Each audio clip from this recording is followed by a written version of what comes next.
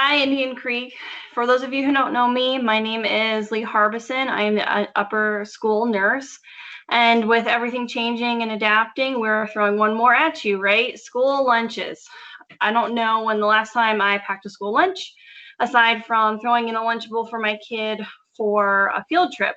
So I'm going to go over a quick overview of our protocols, as well as some do's and don'ts, and then some recommendations. So as you can see behind me, you're in my kitchen. Why am I not doing this in school? And part of it is because with all of the unmasking I will be doing, as well as all of the props that I have, I didn't feel like it was a safe place for me to do that in the middle of school, as well as around other people.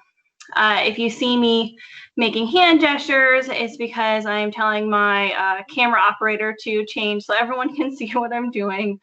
So everyone, welcome to my kitchen. For the protocols, it's not that much different between lower school and upper school. They're all pretty much the same. The only difference may be if you're inside versus outside, depending upon how old you are, what classroom you're in, and how many students are around you. So to be in all honest, this is my first video and I have notes. So if you see me looking down, that's why. The other difference between lower school and upper school is, if you can see the blue tape in front of me, the lower school has a food barrier that they will put up when they are inside only. It's just an extra protection for the kids, and it's clear plastic see-through, so that way the kids can still see the screens if the teachers have an audiobook or something on the screen for the kids to be watching.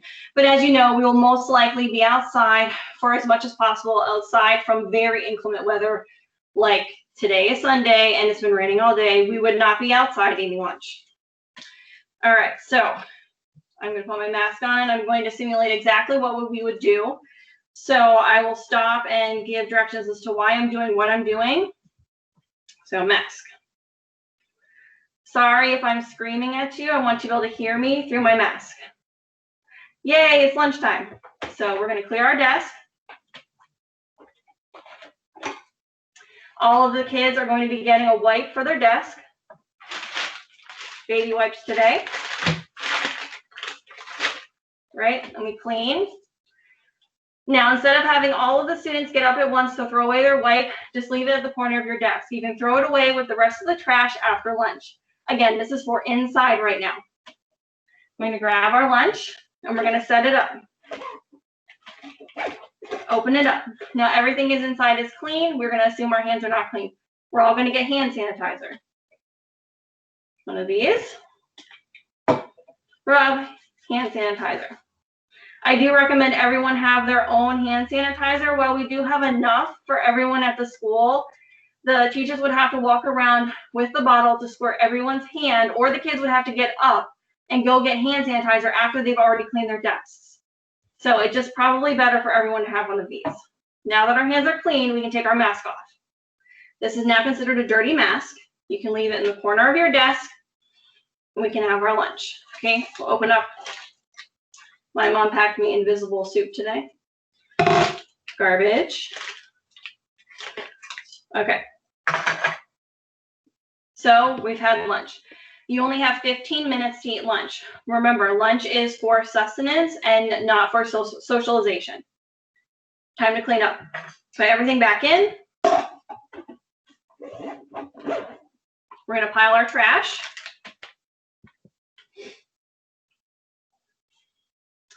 And we're going to hand sanitize again before we get a clean mask.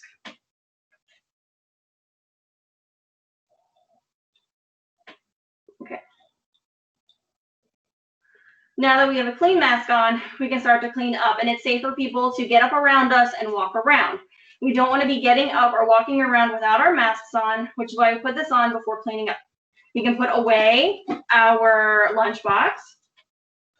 We can put our unclean mask into our backpack, and we'll have all of our garbage and we'll throw it into the trash. So trash can will be either Either the kids will get up and walk around and pick up and throw away their trash, or the trash bin will come around to them, and then so the kids can throw it away. Okay, it's as simple as that.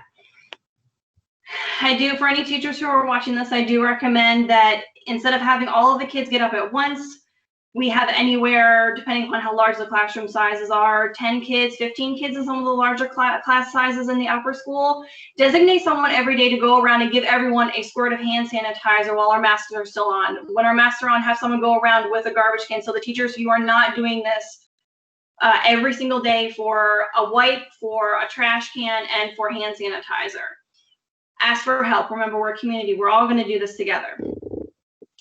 For the only difference, as I said, between lower school and upper school, when you're at your desk doing this, is just going to be that barrier. For the upper school, you're going to do the exact same thing I just did. You just will not have that barrier in front of you. When we're outside, it is a little different. We will make sure that you have all of your supplies with you. Your hand sanitizer, if you have a personal one, as I said, I do recommend it. Have your clean mask with you. Have your lunchbox with you. And if you're carrying anything to sit on outside, make sure you take that with you as well. When you're outside, it will be the same. You will set up your lunch, hand sanitize, take off your mask, set the dirty mask down, eat your lunch, again, 15 minutes. Then once that is over, you'll pile your trash, clean up around you, hand sanitize, and put your mask on. The biggest thing for the mask is really just hand sanitizing between you're eating something and when you're putting on your mask, so that way we're not touching our mask with dirty hands. Okay. Now, moving on. What to pack and what not to pack. Don't pack anything that is difficult to open, especially for the little ones. I showed goldfish. Some kids have difficulty opening those packages. Some kids will take 15 minutes just to peel that orange that you pack for them. Try thinking bananas or pre-cut up apple slices for the kids to eat, or granola bars. Only pack as much as you think that your student will eat. Or if you're in the upper school and you're packing your own lunch, pack only as much as you think that you will eat. This reduces waste and less things for, trash to be fallen on the ground, or extra trash that we're making the trash bins to clean up later. And actually, the lower school's been doing a really good job with this. A lot of the students already bring in their own utensils and their own packages for Waste-Free Wednesdays, they've been calling it. If you're not sure if your little one can open a package, practice at home. See if they can twist off the cap to that bottle. See if they can open that bag of chips. Try not to pack anything that may make an extra mess. So I have cereal here, and my kids, they'll go like this. And now we have an entire mess of Cheerios to clean up everywhere. While accidents happen and our kids are going to make mess even outside, let's try to avoid this fiasco that I just made. That includes anything like this, anything that may take long to eat. So if you pack an entire thing of Cheerios, while nutritious and most kids will love, it may take them more than 15 minutes to eat. Same thing with trail mix. Again, everyone loves trail mix, but it takes a lot longer to eat. Salads are very nutritious, but again, because of the portion size, for some reason, they always seem to take longer to eat. Remember, 15 minutes. Also remember that you will have access to no refrigeration and no microwave. So it needs to be something that is room temperature stable. So be careful with your dairy, with your eggs. Remember that those things only have a room temperature shelf life of about 4 hours. If you're packing at 7 o'clock in the morning and the kids aren't eating until 12 or 1, you may be in for an upset stomach later on. Okay, switching notes. However, if you do like your ranch dressing, your mayonnaise, mustard, try buying the individual packets that haven't been opened yet. Those shelf lives are stable, and you could put them on and then throw away the trash afterwards, instead of pulling a bottle out of the refrigerator and putting it on the sandwich in the morning. Please remember, we are going nut-free for this year for the time being. So no peanuts, no almonds, no cashews. Be careful of that in your trail mixes, as I mentioned, in your granola bars, your power bars. A lot of these things do have some sort of protein, peanut powder in them for protein. And We are trying to be very careful with our kids who have severe allergies, especially to nuts. On that note, if you do have a severe allergy, please let one of the healthcare members know so that way we can accommodate you and where you're sitting, from making sure that we have an EpiPen on hand for you. Okay, now the fun part, right?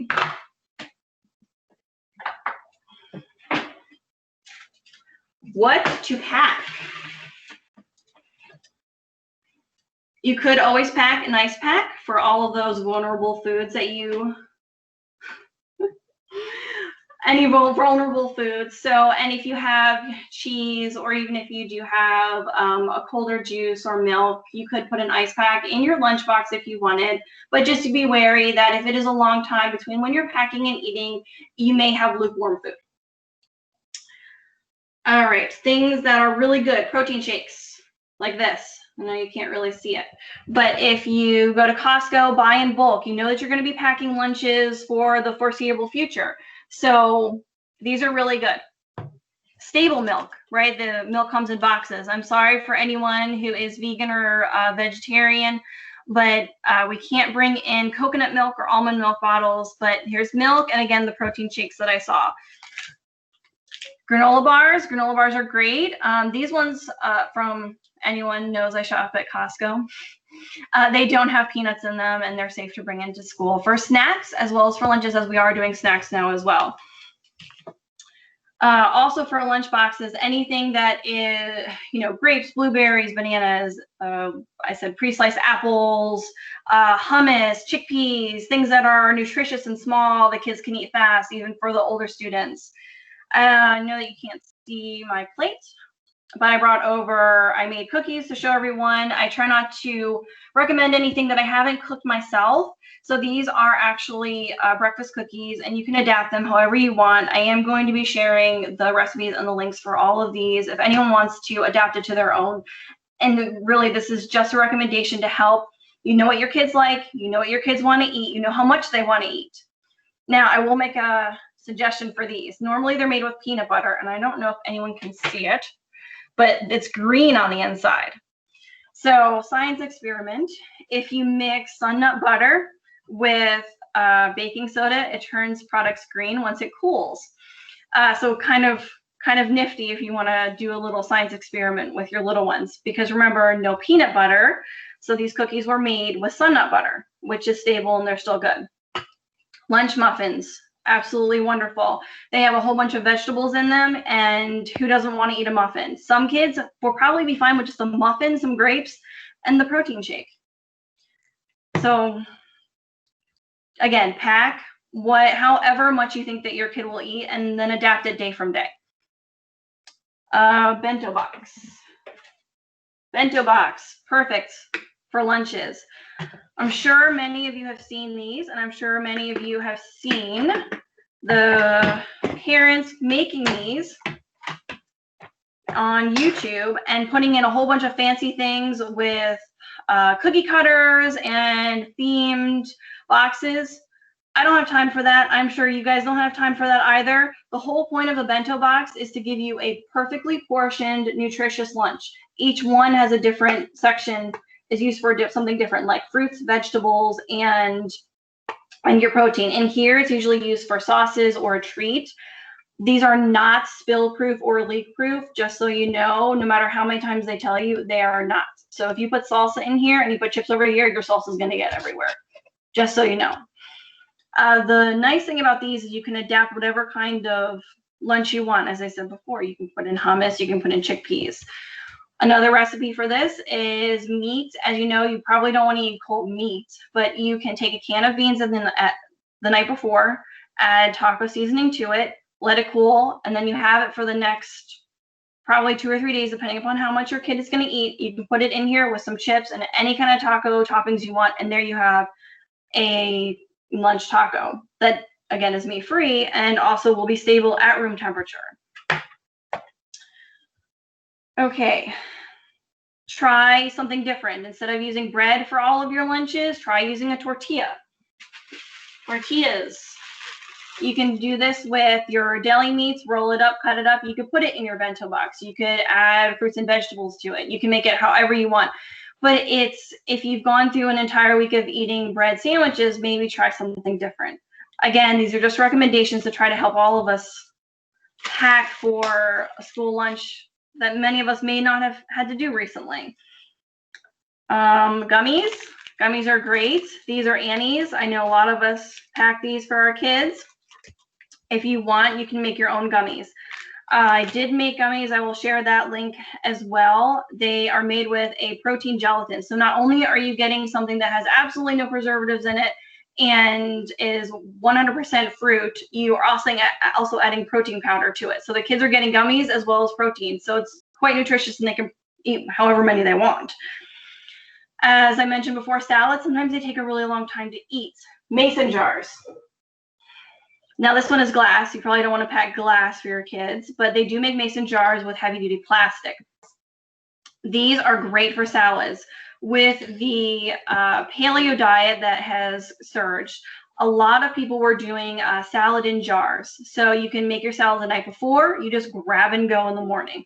And you can make it however you want. There's so many different recipes for salad in a jar. You again, just have to Google it. But also if you like breakfast for lunch, you can do overnight oats in a mason jar. You can put it in the fridge, grab and go. And in the morning, your lunch is done. Just grab a drink. Another thing, your blender might be your friend. You can make smoothies, juices. That's how I made the gummies. If you are a smoothie person and you just want a smoothie for lunch, you can make whatever you want in this. What you do is you'll put it into I'm going to date myself, an ice cube tray. For any of us who remember what an ice cube tray is, you freeze it and then you take out however many cubes will fit into your thermos. And by lunchtime, it will be thawed enough to drink, but it won't be liquid and you can still have it. Okay. I think that is all of my suggestions for right now. Thank you for listening. And again, pack, try not to overpack. You know what your kids like. Adapt whatever you need to. And I will be completely honest in telling you that I will sometimes most certainly be throwing in a Lunchable and sun-up butter sandwiches for a week because I am so busy. But please take this as a way of me just trying to help all of us work towards an easy lunch because mornings are already hectic for all of us. And adding one more thing seems overwhelming to me, but I know you can do it. I know all of us can do it. So I will leave you with a welcome to lunch and welcome to yellow. And watching me fiddle to turn off the record button.